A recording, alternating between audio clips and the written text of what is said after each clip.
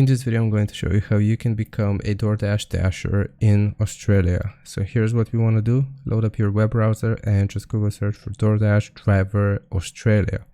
Now you want to find the official DoorDash website, become a driver and deliver with DoorDash in Australia. Click on it here and it's going to first ask you for your postal code. So input your postal code right here and press on next.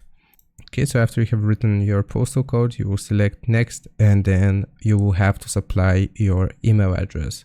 So give them your email address and again, we will proceed.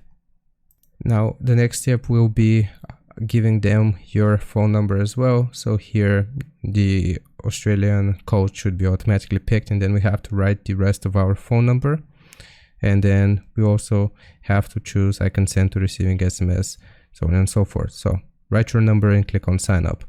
So after you have supplied your phone number, you will receive a code and you just have to input the code and that's going to create your account and you will have to go through a wait list. So once your account gets approved, you can use the Dasher app here that I have on my phone and you can log in with your account which we just created, and that's going to, if we click on login, then that's going to make you able to deliver food using DoorDash in Australia. So I hope this helps. Leave a like and sub and I'll see you next time.